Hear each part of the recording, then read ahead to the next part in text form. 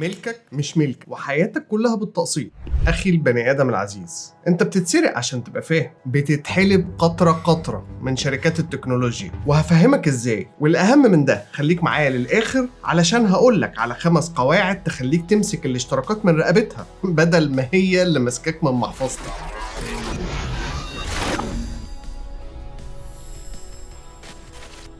بص، زمان كان مفهوم الدنيا واضح، تشتري برنامج، تشتري جهاز ويقدم بعد كام سنة وتشتري غيره، خلاص خلصنا. دلوقتي كل حاجة بقت ادفع شهريا علشان تفضل عايش. المشكلة مش ان الاشتراك موجود، المشكلة ان الاشتراك بقى شبه ضريبة للراحة وبيتسلت منك واحدة واحدة. طب احنا ايه اللي وصلنا لهنا وازاي؟ خلينا احكي لك قصة المسلسل من اوله. اول مشهد اللي هيتبعه فلاش باك اكيد، ان الشركات كل شوية بتنزل اصدار جديد، وكل اصدار بحاجات واوبشنات جديدة، اكن المبرمج طالع معاك لايف كل شوية ينزل حاجة جديدة ويقول لك عليها ويقول لك ادفع عشان. البرامج زمان كانت بتتباع نسخة كاملة، وبعد 2-3 يعني ينزلوا نسخة جديدة، وانت لو معاك او محتاج بتشتري النسخة الجديدة، بتحدث يعني، ده لو محتاج. والترقية كانت اختيارية، القديم بيفضل شغال معاك، بس والله لو احتجت اوبشنات جديدة حدث وادفع بقى. بس مع انتشار الانترنت والخدمات السحابية جه الماستر سين اللي غير شخصية البطل وحوله لشرير. الشركات قالت طب وليه نبيع مرة وخلاص، ما نخليها دفعات ونسرسب الزبون واحدة واحدة. الفكرة اقتصادية بحتة. لو قلت لك تعالى اشتري برنامج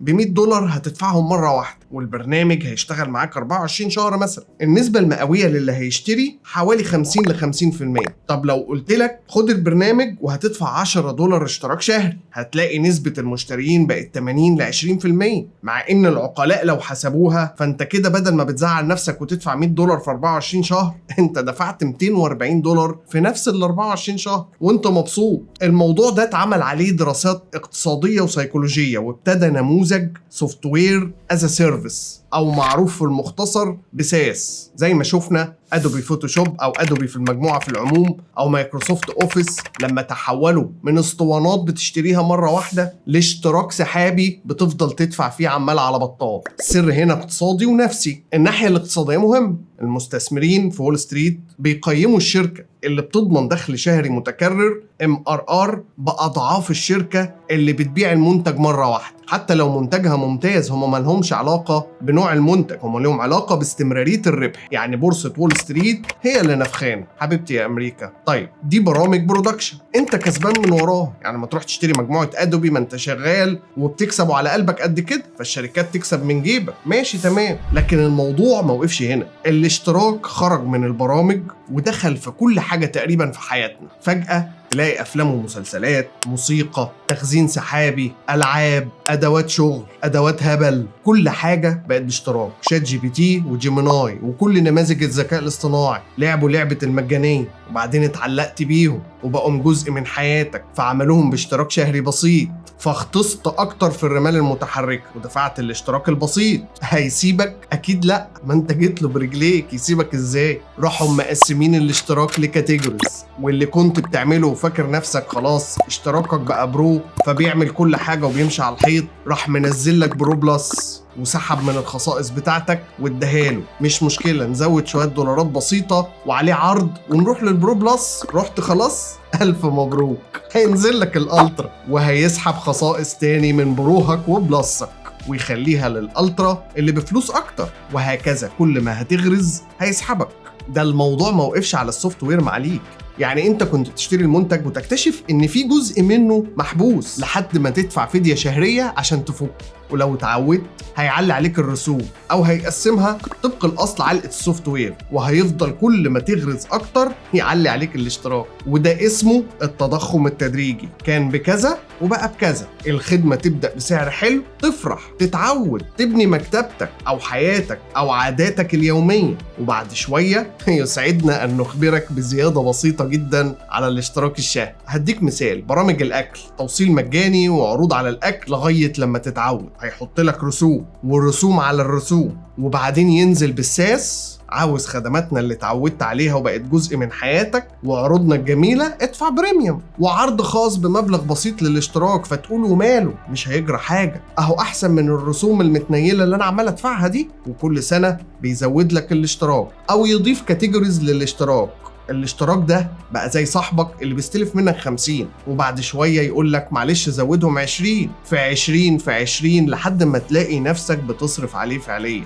اشتريت تليفون جديد، مبروك، خدت مساحة سحابية مجانا. اعمل بقى باك اب وارفع صورك وفضي مساحة الهارد بتاعك، خلي الموبايل يبقى شغال كده سموث وطري وسهل. ارفع حاجتك على الكلاود. عملت؟ اكيد. طب معلش، فترتك المجانية خلصت، ولو ما دفعتش عوضك على الله في ملفاتك والنسخة الاحتياطية اللي انت حاططها على السحاب. وابقى قابلني لو عرفت تنزلهم وتحطهم على هارد ولا حاجة. وعشان خاطرك السحابة بتديك الاشتراك $1، مش مستاهلة تضحي بملفاتك يعني. اشترك بس وربنا هيكرمك اخر كرم. وبعد ما تشترك هيغلوا الاشتراك وهتكون غرست، وكمية الملفات اللي هتضيع هتجبرك تجدد بالغالي. انت مشترك في خدمة صورك كلها هناك، ملاحظاتك هناك، شغلك هناك، ملفاتك، كل حاجة على الكلاود. تيجي تلغي بقى وتقول لا انا مش هشترك، تحس انك بتهاجر من بلد لبلد، عفشك على كتفك، وتنسى اللي تنساه بقى، دواليب، شرابات، بوكسرات، المهم ان انت هتفضل تنسى. وكل ما تيجي تنزل حاجتك تبص تلاقي النت يقطع ولا حاجة ولا يحصل اي فاريشن، تبدأ من الاول وليلة ساعات.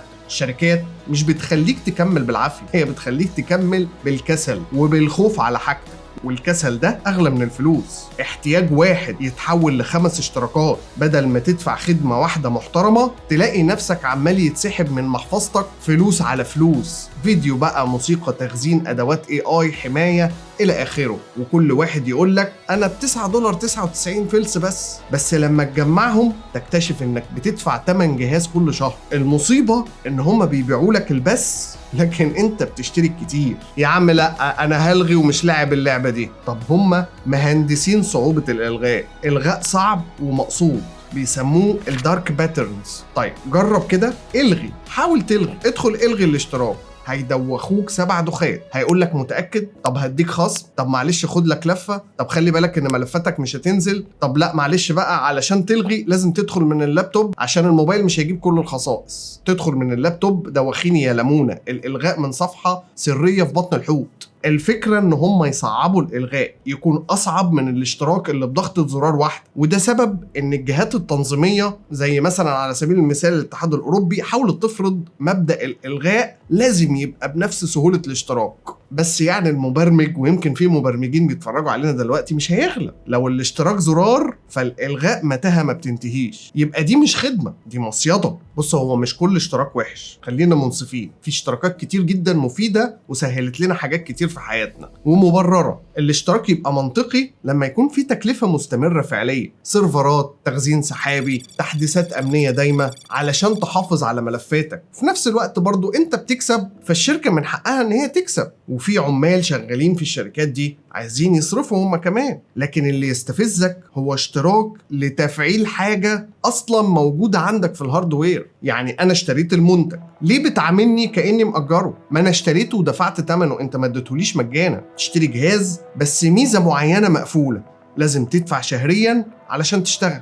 انت اشتريت بلاي ستيشن، انت فاكر كده ان انت ملكتها صح؟ بس علشان تلعب لازم تشترك في سوني بلس. الخواتم الذكية انت اشتريتها صحيح، بس ادفع بقى علشان نطلع لك النتائج والقياسات من سنسوراتها. هنقول يا سيدي ده سوفت وير ومحتاج اشتراك، ماشي تمام. BMW بجلالة قدرها حاولت تخلي ميزة تدفئة الكراسي باشتراك شهري، تخيل، عشان تتدفى تدفع. او طابعات HP كانت بترفض تشتغل لو لغيت اشتراك الحبر بتاعها. بكرة تشتري عربية تلاقي الدريكسيون شغال بس الازاز الكهرباء لا، الزراير موجودة بس يقولك لو عايز ترفع ويبقى عندك باور ويندوز برو ادفع. وده هيحصل في العربيات الكهرباء بالهبل طبعا، لان كلها عربيات معتمدة على سوفت وير. واستناها من تسلا لو كوكب امريكا كمل معانا، يعني هيشغلوا لك ميزات ويطفوها باشتراك مع انك دافع دم قلبك في العربية، بس لازم تشخلل علشان تعدي. بعد ما ابيض بالصلاة على النبي شكلي معيش يا خليل. اهم حاجة تطلع الشركات قدام البورصة والمساهمين تقول حققنا ارباح سنوية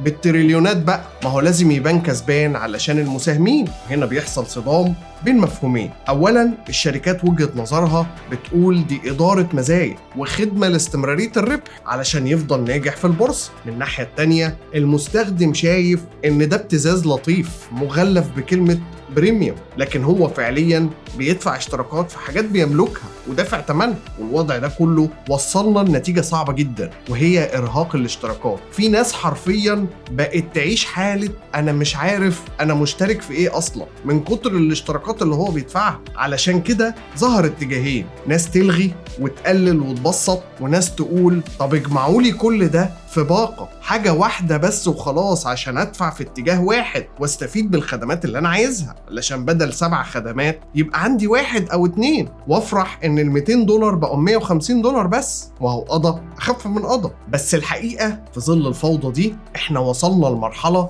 إننا مش محتاجين خدمة جديدة. إحنا البعض فينا بقى محتاج محاسب اشتراكات، حد قاعد له كده على كاونتر بيحسب له هو بيدفع إيه كل شهر. طب والحل إيه كده؟ غرقنا؟ هو وبنبقلل. بس زي ما وعدتك هقولك على 5 قواعد لو مشيت عليهم هتوفر فلوس في فوضى الاشتراكات اللي احنا عايشين فيها دي، وهتنقذ راتبك ودخلك.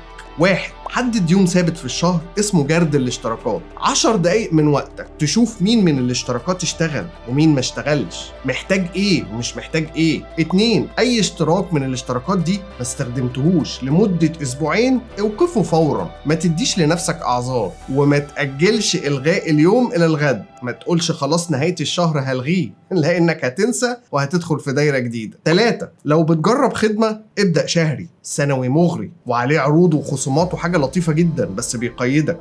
4. قبل ما تشترك اسأل نفسك سؤال واحد، أقدر أصدر بياناتي بسهولة ولا هيحتجزني جواه؟ البرنامج هيحبسني ولا هعرف أخرج منه؟ لو التصدير صعب دي علامة خطر اللي بيسموها ريد فلاج. دور دايما على زرار اكسبورت داتا أو خدمات زي جوجل تيك أوت، وده قبل ما تدفع أول $1، لأنك لو دفعت هتتحبس جوه. 5. قلل التشتت، بدل 6 خدمات نص نص خليك في 2 3 أغلى شوية صحيح بس بيحققوا لك اللي انت نفسك فيه حسب احتياجك. ودي 5 نصايح تعملها لو قدرت علشان تنقذ نفسك من رمال الاشتراكات المتحركة. حاول تعملها هتحس بفوقان. سؤال بقى، انت اكتشفت ان عندك اشتراكات نسيها اصلا؟ اكتب لي اغرب اشتراك لقيته، وهنعمل حلقة باذن الله على تجاربكم مع اغرب المصايد في عالم السوفت وير والهاردوير. والله عاوز اقول لك على حاجة مهمة جدا، 95% من اللي بيشوفوا محتوى القناة دي مش مشتركين، فاشتراكك هو اللي بيخلينا نكمل. تعليقك وكومنتك ولايكك بيفرقوا معانا وبيخلونا نقدم محتوى دائم وباستمرار. فعل الجرس كمان علشان توصلك حلقاتنا، لان اللي فات حمادة واللي جاي سكر زيادة. وهتلاقي هنا هسيب لك في مكان ما حلقة نصابين التكنولوجيا هتكمل لك الصورة وتعرفك الدراسات بتتعمل ازاي، وتفسح بقى في القناة هتلاقي ما يسرك. سلام. لا لا لا لا لا لا لا لا لا لا لا.